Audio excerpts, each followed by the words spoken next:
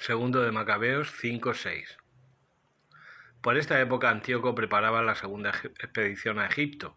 Sucedió que durante cerca de 40 días aparecieron en toda la ciudad, galopando por los aires, jinetes vestidos de oro, tropas armadas distribuidas en cohortes, escuadrones de caballería en orden de batalla, ataques y cargas de una y otra parte, movimiento de escudos, bosques de lanzas, espadas desenvainadas, lanzamiento de dardos, resplandores de armaduras de oro y corazas de toda clase.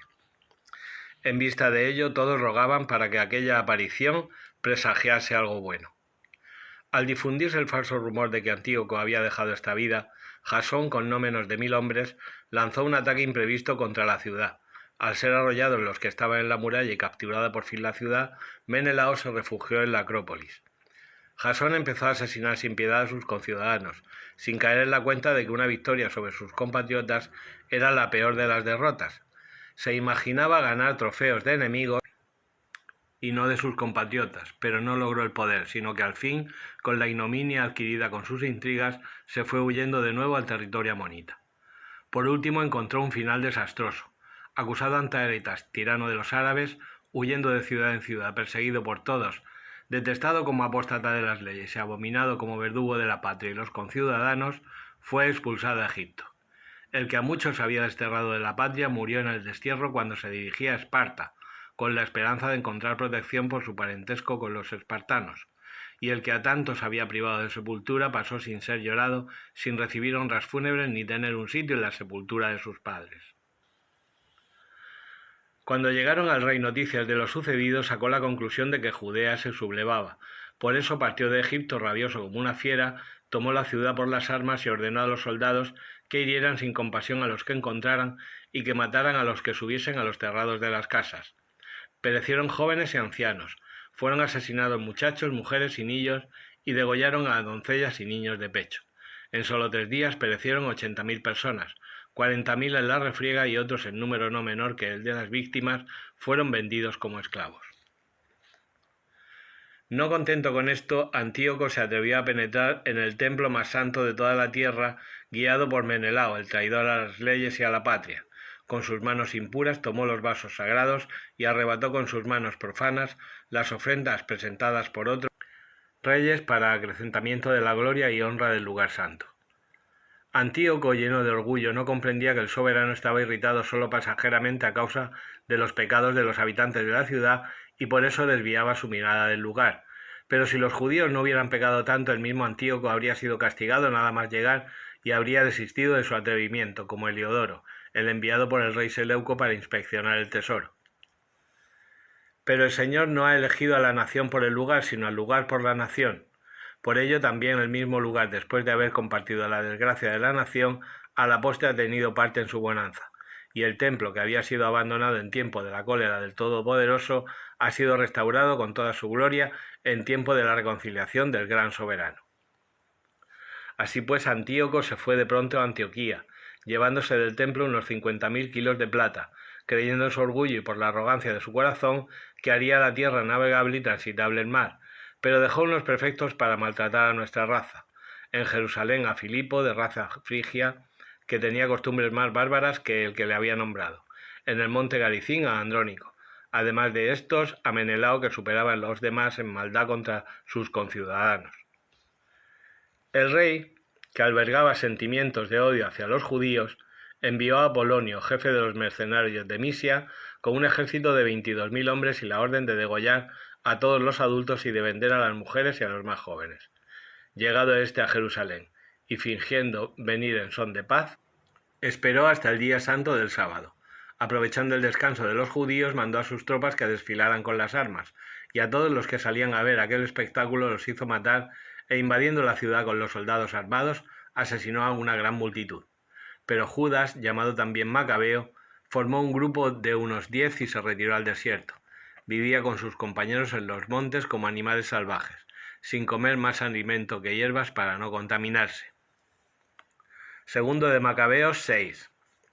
Poco tiempo después, el rey envió a un senador ateniense para obligar a los judíos a que abandonaran las leyes de sus padres y a que no se comportaran según las leyes divinas. También debía profanar el santuario de Jerusalén y dedicarlo a Zeus olímpico y el de Garicín a Zeus hospitalario, siguiendo la práctica de los habitantes del lugar. Este recrudecimiento del mal era penoso e insoportable incluso para la masa de la población. Los gentiles llenaron el templo de actos de libertinaje y orgías. Se divertían con meretrices, yacían con mujeres en los atrios sagrados, llegando a introducir en ellos objetos prohibidos. El altar estaba repleto de víctimas ilícitas, prohibidas por las leyes. No se podía ni celebrar el sábado, ni guardar las fiestas tradicionales, ni siquiera confesarse judío. Antes bien, eran obligados con amarga violencia a la celebración mensual del nacimiento del rey, con un banquete sacrificial, y cuando llegaba la fiesta de Baco, eran forzados a tomar parte en su cortejo coronados de hiedra. Por instigación de los habitantes de Ptolemaida, salió un decreto para las vecinas ciudades griegas, obligándolas a que procedieran de la misma forma contra los judíos y a que los hicieran participar en los banquetes sacrificiales, con orden de degollar a los que no adoptaran las costumbres griegas. Ya se podía entrever la calamidad inminente. 2 mujeres fueron delatadas por haber circuncidado a sus hijos. Las hicieron recorrer públicamente la ciudad con los niños colgados al pecho y las precipitaron desde la muralla. Otros, que se habían reunido en cuevas próximas para celebrar escondidas el sábado, fueron denunciados a Filipo y quemados juntos, sin que quisieran hacer nada en su defensa por respeto a la santidad del día. Ruego a los lectores de este libro que no se desconcierten por estas desgracias. Antes bien piensen que estos castigos buscan no la destrucción, sino la educación de nuestra raza, ya que es señal de gran bondad no tolerar por mucho tiempo a los impíos, sino darles pronto el castigo. Pues en el caso de las otras naciones, el soberano difiere pacientemente el castigo hasta que lleguen a colmar la medida de sus pecados, pero en nuestro caso decidió que no fuera así, para no castigarnos al final cuando lleguen al colmo nuestros pecados. Por eso mismo nunca retira de nosotros su misericordia. Cuando corrige con la desgracia, no está abandonando a su propio pueblo. Quede esto dicho como advertencia. Después de esta digresión, prosigamos la historia. Eleazar era uno de los principales maestros de la ley, hombre de edad avanzada y semblante muy digno. Le abrían la boca a fuerza para que comiera carne de cerdo, pero él, prefiriendo una muerte honrosa a una vida de infamia, escupió la carne y avanzó voluntariamente al suplicio, como deben hacer los que son constantes en rechazar manjares prohibidos a una costa de la vida. Quienes presidían este impío banquete, viejos amigos de Eleazar, movidos por una compasión legítima,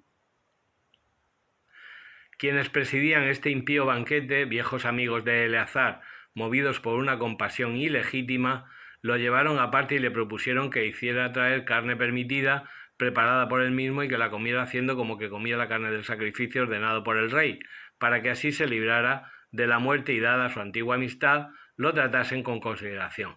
Pero él, adoptando una actitud cortés digna de sus años, de su noble ancianidad, de sus canas honradas e ilustres, de su conducta intachable desde niño y, sobre todo, digna de la ley santa dada por Dios, respondió coherentemente diciendo enseguida: «Enviadme al sepulcro. No es digno de mi edad ese engaño. Van a creer los jóvenes que Eleazar a los 90 años ha apostatado, y si miento por un poco de vida que me queda se van a extraviar con mi mal ejemplo. Eso sería manchar e infamar mi vejez. Y aunque de momento me librase del castigo de los hombres, no me libraría de la mano del Omnipotente, ni vivo ni muerto. Si muero ahora, como un valiente, me mostraré digno de mis años y legaré a los jóvenes un noble ejemplo para que aprendan a arrostrar voluntariamente una muerte noble por amor a nuestra santa y venerable ley». Dicho esto, se fue enseguida al suplicio. Los que lo llevaban, considerando insensatas las palabras que acababa de pronunciar, cambiaron en dureza su actitud benévola de poco antes. Pero él, a punto de morir a causa de los golpes, dijo entre suspiros: «Bien sabe el Señor, dueño de la ciencia santa, que pudiendo librarme de la muerte, aguanto en mi cuerpo los crueles dolores de la flagelación, y que en mi alma los sufro con gusto por temor de él». De esta manera terminó su vida, dejando no solo a los jóvenes, sino a la mayoría de la nación un ejemplo memorable de heroísmo y virtud. Sirácida 51, 13-30. Desde joven, antes de viajar por el mundo, busqué sinceramente la sabiduría en la oración. A la puerta del templo la pedí y la busqué hasta el último día. Cuando floreció como racimo maduro, mi corazón se alegró. Entonces mi pie avanzó por el camino recto, desde mi juventud seguí sus huellas. Incliné un poco mi oído y la recibí y me encontré con una gran enseñanza. Gracias a ella he progresado mucho. Daré gloria a quien me ha dado la sabiduría, pues he decidido ponerla en práctica, me he dedicado al bien y no quedaré defraudado. He luchado para obtenerla, he sido diligente en practicar la ley, he tendido mis manos hacia el cielo, lamentado lo que ignoraba de ella. Hacia ella he orientado mi vida y en la pureza la he encontrado. Desde el principio me dediqué a ella, por eso no quedaré defraudado. Mis entrañas se conmovieron al buscarla, por eso he hecho una buena adquisición. En recompensa el Señor me dio una lengua y con ella lo alabaré. Acercaos a mí los ignorantes e instalaos en mi escuela de sabiduría. ¿Por qué os tenéis que privar por más tiempo si estáis tan sedientos de ella? He abierto la boca para decir, adquirirla sin dinero. Someted vuestro cuello a su yugo y recibid instrucción. Está ahí, a vuestro alcance. Ved con vuestros ojos lo poco que he trabajado y qué descanso tan grande he encontrado. No escatiméis dinero para recibir instrucción, pues con ella adquiriréis gran cantidad de oro. Alegraos por la misericordia del Señor y no os avergoncéis de su alabanza. Realizad vuestras obras antes del momento final y Él os dará la recompensa a su tiempo. Apocalipsis 16. Y oí una voz potente que salía del santuario y decía a los 7 ángeles: Id a derramar en la tierra las 7 copas de la ira de Dios. Salió el primero y derramó su copa en la tierra, y una úlcera maligna y dolorosa apareció en las personas que llevaban la marca de la fiera y adoraban su imagen. El segundo derramó su copa en el mar, y el mar se convirtió en sangre como de muerto, y todo ser vivo que había en el mar murió. El tercero derramó su copa en los ríos y manantiales y se convirtieron en sangre. Oí al ángel de las aguas que decía: Justo eres el que es y el que eras, el santo, porque has realizado estos juicios. A los que derramaron sangre de los santos y profetas, tú les has dado a beber sangre, se lo merecen. Y oí que el altar decía: Sí, Señor Dios, el Todopoderoso, tus juicios son verdaderos y rectos. El cuarto derramó su copa en el sol y se le permitió abrasar a las personas con su fuego. Y las personas fueron abrasadas por el enorme calor, y blasfemaron contra el nombre de Dios, que tenía el poder sobre estas plagas, pero no se convirtieron dando gloria a Dios. El quinto derramó su copa sobre el trono de la fiera, y su reino quedó en tinieblas, y se mordían la lengua de dolor, y maldecían al Dios del cielo por sus dolores y úlceras, pero no se arrepintieron de sus obras. El sexto derramó su copa sobre el gran río, el Éufrates, y se secó su agua, de forma que quedó preparado el camino de los reyes que vienen del oriente. Y vi salir de la boca del dragón, de la boca de la bestia y de la boca del falso profeta 3 espíritus inmundos en forma de ranas. Son los espíritus demoníacos que hacen signos y se dirigen a los reyes de la tierra entera con el fin de congregarlos para la batalla del gran día del Dios Todopoderoso. Mira, vengo como un ladrón.